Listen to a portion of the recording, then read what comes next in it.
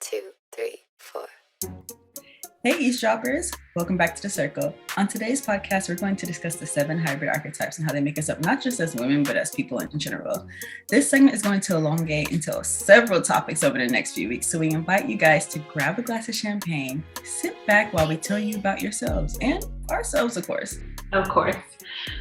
So Twin and I were talking a few months back, and she was telling me about this book that she was reading and how they were discussing like different archetypes and the way that they embody them. So it got us thinking about like what they are and how we can learn about them like for our own personal use. Just to like know more about ourselves and take our power back in this world, use it to like our little advantage. So we've been doing extensive research to give you guys the 401 of everything you need. You're welcome. You're welcome. Your only job is to take the quiz and figure out what your archetype is. The quiz is free, so no excuse. It is a little lengthy. It'll probably take you about a good 45 to 50 minutes, so get comfortable when you're getting ready to take it. And then just join us back here every week to hear about yours individually. Champagne's on y'all, go. Yes, for champagne on y'all. But Kim, so can you break down what an archetype is? Because when we were learning about it, I thought I understood what it was, but I actually had no idea what it was because I thought an archetype was the same thing as a stereotype. Okay, let me do my thing real quick. So archetypes generally serve as composites or standardized like templates of what a certain role or identity is or could be. So like an example would be Spider-Man is the archetype of a modern day hero. Got it. So the hero is the archetype.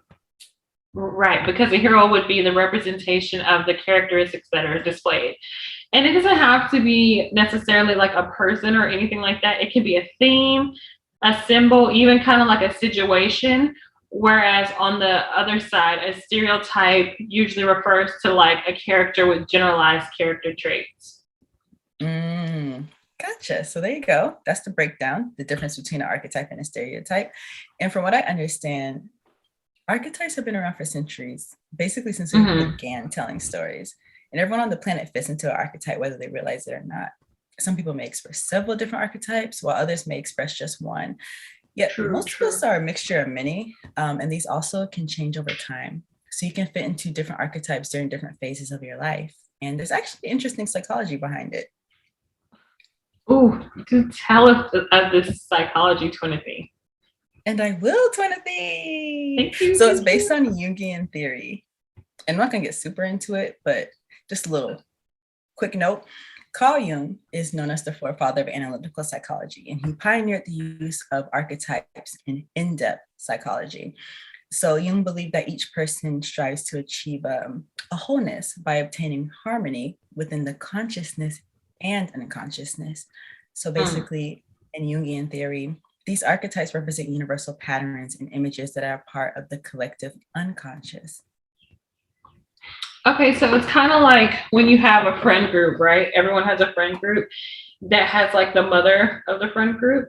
And she's not like our literal mother. She just like displays the characteristics of what a mother would be. So kind of like that, because we like project that role onto them unknowingly. So that would be like the unconscious part, right?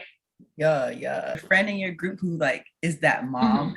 You're in like a dirty bar bathroom, you're throwing your guts up. She's going to be the one that's holding your hair, wiping your mascara, patting your back, like, it's okay, get it all out. You're going to look up at her. You'll be like, Mom? She's not your mom. Is she? No. You're projecting on her. And she's embodying those characteristics. Okay, yeah. And shout out to all you moms in the friend groups. Like, you are the real MVP. Because I'm not holding nobody's hair while they throw up. But I got your water like outside the door. I'm checking on you. You're just gonna leave them like a bowl of water, like a dog. Here's some water. Listen, I'm just being honest about what I'm comfortable with, and throw up is not one of them. So I got you just on the other side when you get yourself through that. I can't get you through that. That's why we need the moms in the group. You see this? It is. It is. But yeah, these archetypes, they've been around for centuries. Like I mentioned before, they're prevalent in like mythology and theater, especially Greek mythology and in Shakespeare. And in modern day, we can see these archetypes in films and in streaming shows. Okay, so we see them in like movies and like stories and stuff, but why are they important to us? Like just on a day-to-day basis, like what's the significance there? Well, the archetype system was developed to help us understand our potential to captivate and also to make sense of our deepest, most innate drives. An archetype isn't necessarily good or bad.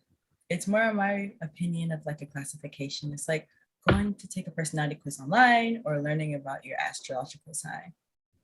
Okay, that makes sense because normally we take like personality quizzes to find out what motivates us to be like the person we are, who we want to become, or just like really to like intentionally learn more about ourselves at the core.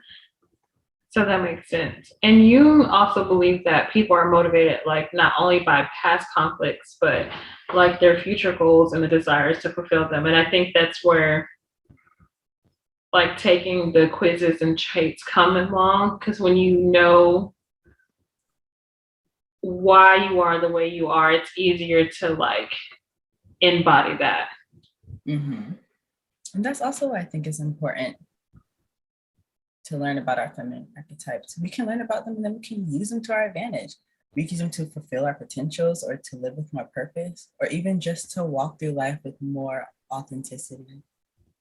Honey, I'm all about walking through life in my purpose, child. So love that for me. Love that for us. Even though they are personifications of feminine energy, we can also use like other people's expectations of us to our advantage. So kind of like earlier, like when you like the whole mother of the friend group, when you don't know that you have a certain characteristic and it's brought to the forefront, like you can use that to the best advantage for yourself. Yes, it's similar to how we view children as innocent. And there are people who use that preconceived notion to their advantage. So they'll use children as like drug runners or recruiters because most of us don't expect children to have nefarious intentions. Yeah, it's actually a really good example. Kind of like hones it in. Mm-hmm. Yeah. I guess the goal would be to like embody like the highest expression of our feminine energy, which would in turn be like the divine archetype. And then when you step into that divine archetype that resonates with you the most, then you use that to embrace like your inner power.